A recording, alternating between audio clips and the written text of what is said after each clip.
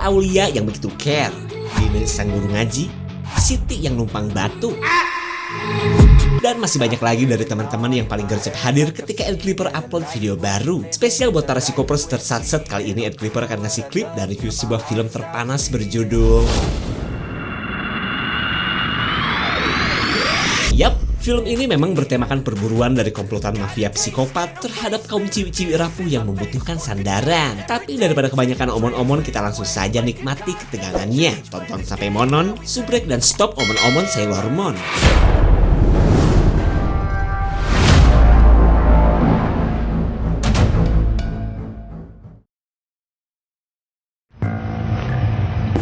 Cerita berawal dari kedatangan seorang ketua mafia sadis di sebuah bar, tempat di mana seorang ciwi haredang bernama Lizzie bekerja. Kedatangannya ini pun adalah untuk mencari anak buahnya yang dikabarkan menjalin hubungan jadah dengan Lizzie. Can I get you, sweetie? Surprise me. Here.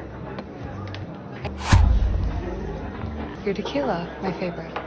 Pria bernama Alejandro ini langsung menanyakan di mana keberadaan Jensen kepada Lizzie. Tapi ketika Lizzie pura-pura tidak kenal, Alejandro langsung menyebutkan kelakuan Lizzie dan Jensen yang sering adu songkol di kontrakan. What do you want? Sit down. Nothing's gonna happen. Come on. You're pretty. Shouldn't live lies and bullshit. Alejandro langsung mengarahkan pisau lipat ke barang pecah Lizzie dan meminta wanita ini untuk mengatakan di mana keberadaan Jensen. Karena selain mangkir dari tugas, Jensen juga menyelundupkan barang haram milik Alejandro. Forget sometimes. Got hurt. Teman Lizzie mulai curiga dengan obrolan Alejandro yang membuat Lizzie terlihat ketakutan. Selama itu pun Alejandro terus memberikan ancaman bahwa ia tidak akan segan-segan menambah ukuran barang pecah belah Lizzie. Lalu Alejandro meminta Lizzie agar menyuruh Jensen untuk segera menemuinya, plus membawa barang haram yang telah Jensen curi. Do that? Good girl. Rabbit. Now you can go. Setelah menemui Lizzie, datanglah si pria kekar yang kepo terhadap apa yang baru saja dilakukan Alejandro. Tapi bagi Alejandro sendiri, pria ini gak lebih dari seekor cucunguk yang gak berguna. Gak puas dengan pukulan saja, Alejandro menambahkan kuah pesing di wajah temannya Lizzie ini. Dan inilah... Di keesokan harinya, kita beralih ke seorang ayah penuh cinta berjuluk Bow, yang seperti biasa sedang melatih anak semata wayangnya berburu. Selain jago menembak, wanita yang biasa dipanggil Tag ini mahir memainkan pisau untuk menuntaskan perburuannya.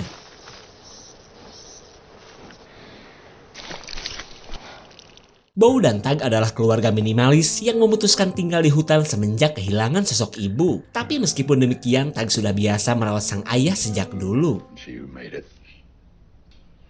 Guide us, O Lord. Dive in. Amen.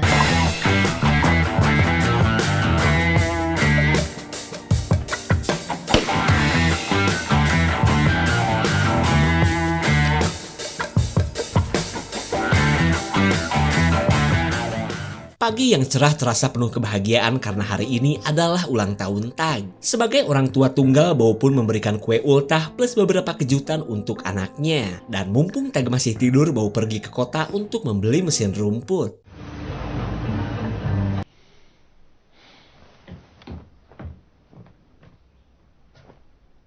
Anak mana yang gak happy saat diberikan kejutan ultah seperti ini? Apalagi Bow tahu hadiah yang cocok untuk anaknya berupa...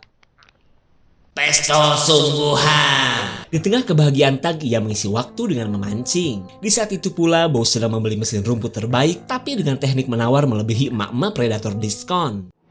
It don't run. 45. I'll give you 20. This is gonna kill me. Tag mendengar rintihan seorang wanita yang sedang meminta tolong. Lalu dengan mengeluarkan pistol baru, Tag mencari si wanita yang ternyata berada di sisi sungai.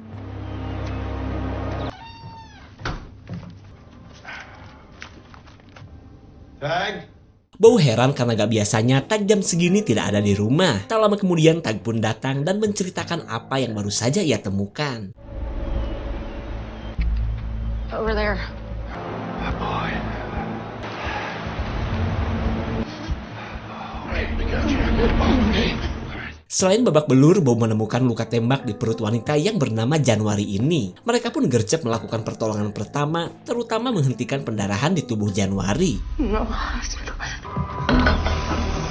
Sorry.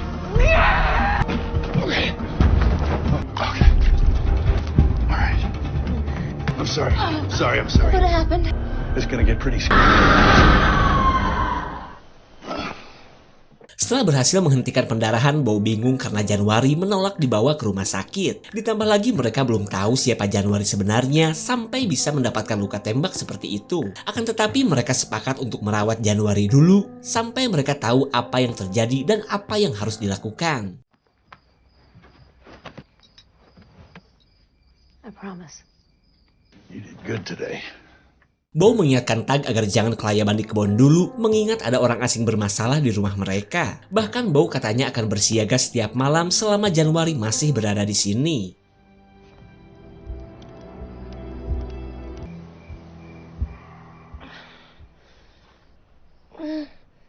Januari heran kenapa ia diborgol seperti ini. Kemudian Tag menjelaskan bahwa semua ini ia lakukan hanya untuk berjaga-jaga selama ayahnya pergi untuk membeli obat untuk Januari. Karena bagaimanapun juga Januari masih berstatus orang asing yang bisa saja bertindak di luar dugaan. Tapi meskipun demikian, Tag tetap saja merawat Januari yang masih jauh dari kata sehat. I'm Tag. I'm January. Hey there. There you go. Setelah belanja obat, Bow bertemu teman SD-nya yang kini menjadi seorang kepala polisi. Pak Seri pun mengenalkan bawahan barunya yang bertampang friendly tapi juga seorang pemburu pro. See you, big man. See ya. Keep your nose clean.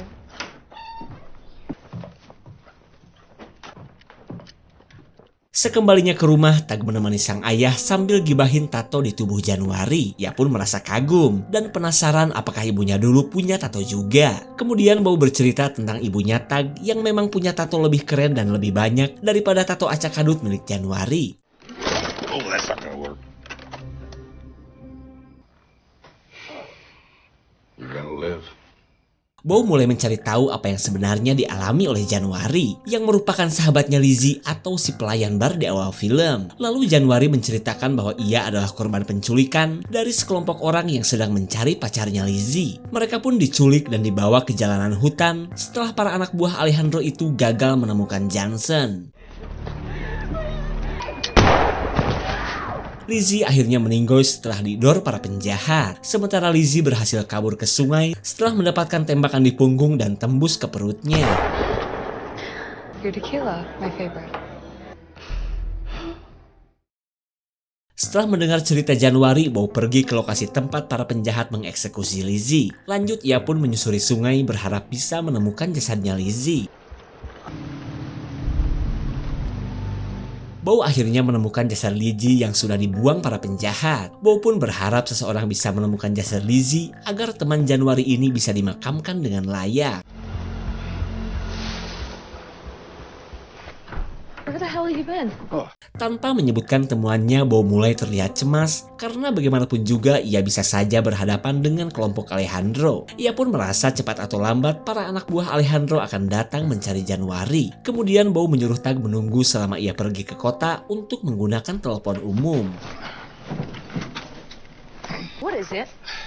What's what, kid? Tag tahu ayahnya ini sedang menyembunyikan sesuatu dari dirinya. Hingga Bow pun terpaksa menceritakan penemuan jasad Lizzie yang kini hanyut ke bawah arus sungai. Lalu ia menyuruh Tag agar tetap bersiaga selama ia menghubungi Pak Serif. Yes, sir.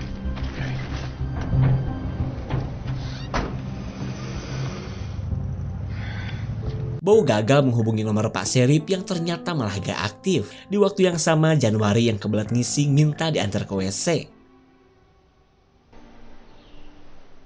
Selain dipenuhi luka, Januari pun ketakutan akan ancaman para anak buah Alejandro yang bisa muncul kapan saja. Ditambah lagi ia belum ikhlas kehilangan si Besti yang selama ini meringankan uang sewa kontrakannya. You're pretty. Keberadaan Januari mengingatkan Tag akan sosok ibu yang katanya mah meninggoy sewaktu melahirkan Tag. Maka dari itulah Tag selalu bersemangat melayani satu-satunya perempuan selain dirinya. Dan dari obrolan inilah mereka semakin akrab hingga Januari pun tahu nama Tag dan Bow ternyata cuma nama panggilan sayang saja. What about Tag? What is that from?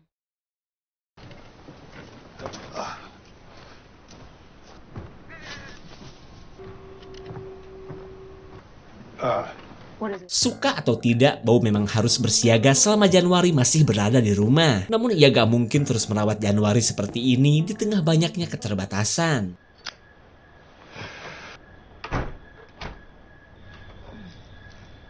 Januari berterima kasih atas kepedulian Bo dan Tag yang seolah gak ada habisnya. Ngasih udut lagi. Bahkan Bo berniat untuk membawa Januari ke klinik biar mendapatkan perawatan yang lebih baik.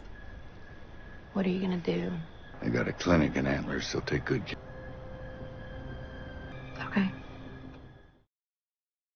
Seperti biasa, Bo ngeronda sendirian menjaga para ciwi non hareudang di rumahnya. Sementara Januari sedang harap-harap cemas jika benar dirinya dibawa ke klinik. Ia takut para penjahat itu akan menemukannya. Kemudian kita beralih ke si Alejandro yang baru saja beraduk songkol dengan ciwi hareudang bertembolok cangkok. Tak lama kemudian, seorang anak buahnya berkata bahwa ia telah berhasil menangkap Johnson. What are you doing, huh? Are you stupid? Why did you do it? Johnson berkata bahwa ia mah tidak kabur atau bahkan mencuri narkoboy milik Alejandro. Jadi ia memilih bungkam ketika disuruh menunjukkan di mana keberadaan barang haram itu. All right, cowboy.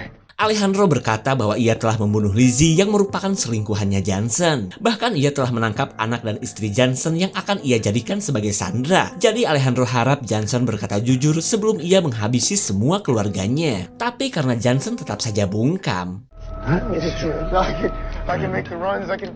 No. Please. No, God. No.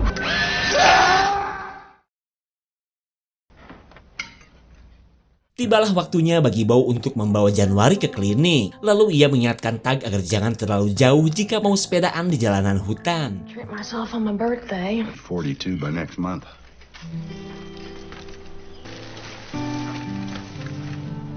I'm ready.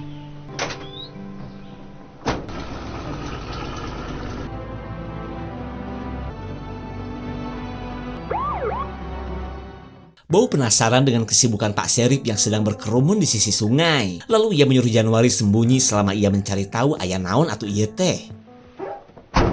Can't resist the smell of bacon. Washed up down the river. Pak Serif katanya menemukan jasad Johnson yang merupakan mantan wakilnya 3 tahun silam. Bahkan ia telah menemukan jasad Lizzie yang menurut Pak Serif ada kaitannya dengan kematian Johnson, menghilangnya keluarga Johnson, dan teman kontrakannya Lizzie. Kabar tersebut membuat Bo jadi gak mau melaporkan penemuan jasad Lizzie kemarin, termasuk keberadaan Januari di mobilnya. Lalu di tengah obrolan Pak Serif, si anggota bernama Daven penasaran dengan seseorang yang dibawa oleh Bo. People are crazy. Indians, Russians, wanted. What do you got there? Bo menyembunyikan keberadaan Januari dengan menyebut bahwa wanita di dalam mobil itu cuma tukang urut pribadinya. Lalu ketika ada kesempatan, Bo bergegas pulang dan membatalkan rencananya pergi ke klinik. Sekembalinya ke rumah, Bo bertanya kelompok macam apa yang telah membuat kekacauan seperti ini. Namun tak banyak yang diingat Januari karena para penjahat yang menculiknya memakai topeng semua. He said. I'm sorry.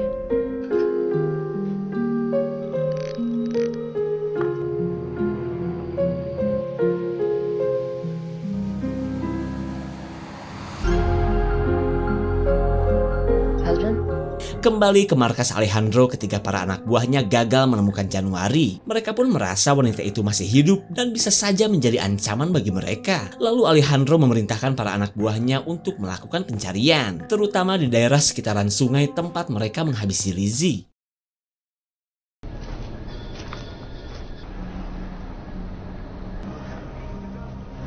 What is it? I don't know. Mereka melihat kedatangan 2 orang asing yang tak lain adalah anak buahnya Alejandro. Kemudian salah satu dari mereka pura-pura sedang mencari adik perempuannya yang menghilang di sekitar sini. Well, I already told you that it wasn't. Fucking asshole of nowhere. Dengan tegas si botak berkata bahwa ia tidak percaya omongan Bo. Tak lama kemudian datanglah Tag yang pura-pura mengajak Bo untuk makan malam. Kemudian Bo menyuruh si botak pergi karena ia merasa pria ini adalah bagian dari komplotan yang sedang mencari Januari. Means business. I'll keep looking and digging for my. Tag kesal kenapa Bo tidak menjedor saja si botak yang menurutnya juga pasti sedang mencari Januari. Namun bagi Bo itu bukan urusan mereka, jadi ngapain repot-repot buang pelor. Ketika tengah malam, si botak kembali datang untuk menggeledah satu-satunya rumah di sekitar sungai. Namun kedatangan para penjahat ini bisa diketahui oleh Bo yang sudah biasa berjaga malam. Don't. Oh, you f***ing up.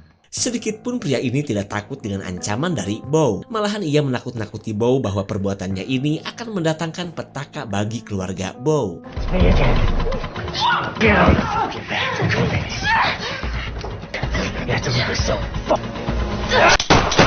Kekompakan mereka berhasil menumbangkan kedua anak buah Alejandro. Kemudian Bow mengecek keadaan setelah mendengar keributan dari dalam rumah. Lanjut, Bow pun menyuruh para ciwi untuk segera pergi, biar dirinya saja yang menuntaskan kekacauan ini.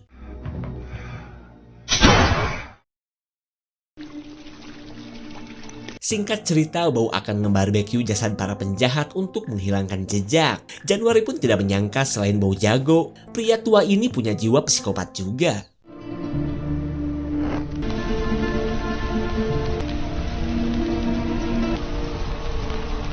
Setelah sesi bakar-bakar, Bow mengajak para ciwi menyembunyikan mobil para penjahat ke lokasi bekas tambang. Karena ia gak mau jika sampai kekacauan ini diketahui oleh Pak Sheriff.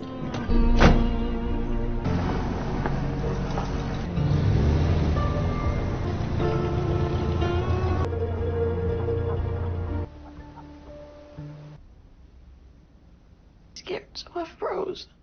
Tag meminta maaf karena semalam ia tidak bisa melindungi Januari. Sikap Tag ini pun membuat Januari merasa bersalah karena kehadirannya di sini hanya membuat Tag dan Bow dalam bahaya. Tapi ketika ia pamit untuk pergi, Bow melarang karena baginya mereka sudah terlanjur berhadapan dengan para penjahat. Lagian Bow gak mungkin membiarkan Januari kelayaban dalam kondisi terluka plus diburu komplotan penjahat.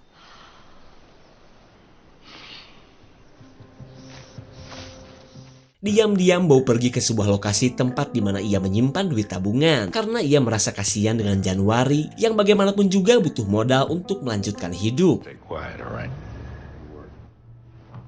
What is it? Bow berubah pikiran dan menemui Pak Sheriff untuk menceritakan semua yang ia alami. Dan dari Pak Paul inilah Bow tahu siapa itu Alejandro yang selama ini kebal dari hukum. Pak Sheriff pun curiga di tubuh kepolisian masih ada anggota Alejandro yang selalu nge-backing si ketua mafia itu. Keadaan ini memaksa Bow harus turun tangan agar tidak ada lagi Alejandro lain yang bikin susah banyak orang. Lalu ia meminta Pak Sheriff untuk menjaga Januari. You're gonna take good care of you. Okay. Tag, I need a minute. Thanks. Losing time, I'm fading fast. I just wanna make it last. Try to let go of the past. I close my eyes, embrace the blast. Sleepless nights and headaches stack. Restlessness to hell and back. What's my purpose? What do I grab? A slippery surface, a heart attack. And sometimes you just gotta believe. Tag kecewa kenapa Januari malah dititipkan di kantor polisi. Bahkan ia jadi ogah makan buncis lepet karena tidak ada lagi sosok wanita yang sudah ia anggap seperti ibu sendiri. We didn't have a choice. Bow meminta anaknya agar jangan selalu membahas sang ibu yang jelas-jelas tidak akan bisa Tag ingat. Mending fokus untuk bersiaga di tengah ancaman geng Alejandro yang bisa datang kapan saja. I'm doing that, not her, not you. No.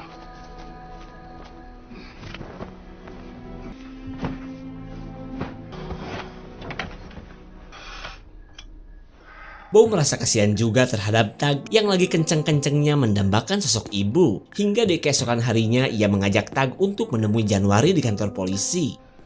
Sleep all right?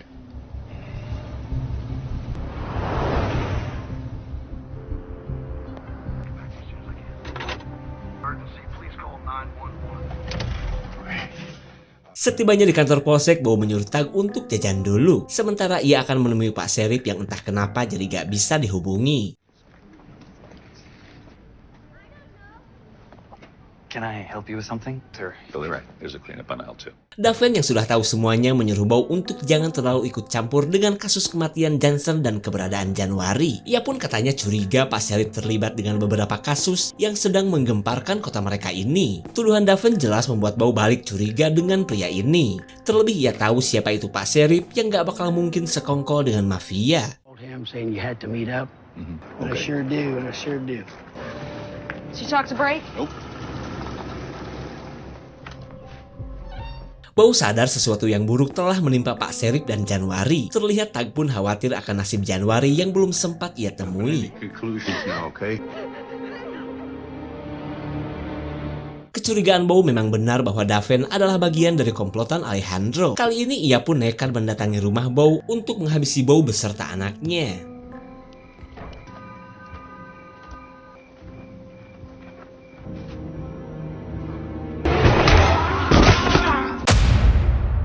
Singkat cerita, Bow menyiapkan mesin rumput canggih untuk menginterogasi Daven. Cara ini pun sangat ampuh hingga Daven mengaku ia telah membunuh Pak Sheriff dan membawa Januari ke markas Alejandro. Stop! Fuck! They took her to the compound! Saat sudah berada dekat dengan Tuhan, Daven memberitahu di mana lokasi markas Alejandro. Dan karena info sudah didapat, Bow tinggal membalas Daven yang telah menghabisi Pak Sheriff. Oh, yeah.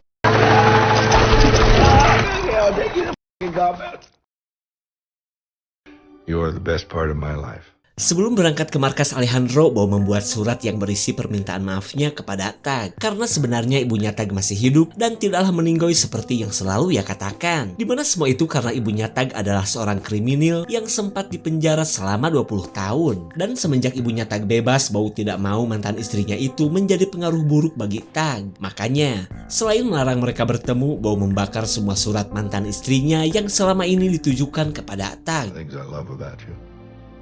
It means it didn't go so well as I hoped. It's yours. And good wins down the line. Dengan membawa Daven yang sedang sekarat, Bow berangkat menuju markas Alejandro. Kedatangan mobil Bow pun langsung menjadi perhatian para anak buah Alejandro.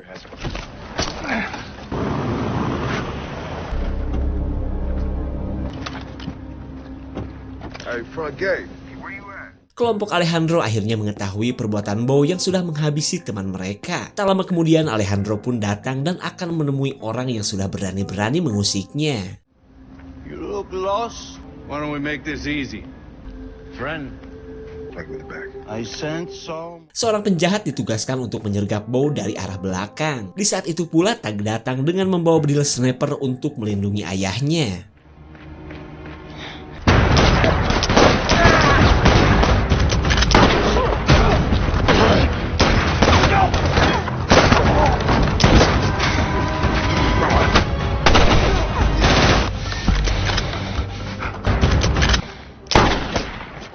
Bow akhirnya tahu bahwa ia telah dibantu oleh Tag. Lanjut, ia pun akan masuk ke dalam markas untuk mencari Alejandro.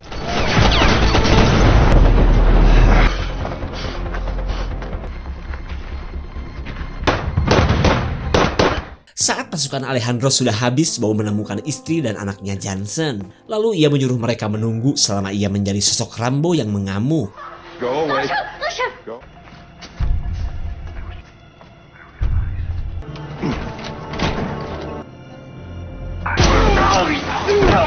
Nobody. You don't even know me. Dengan sebutir pelor saja, Alejandro akhirnya tembus ke alam baka. Dan dengan bantuan Tag ini, tuntaslah sudah semua perjuangan dan pembalasan Bow.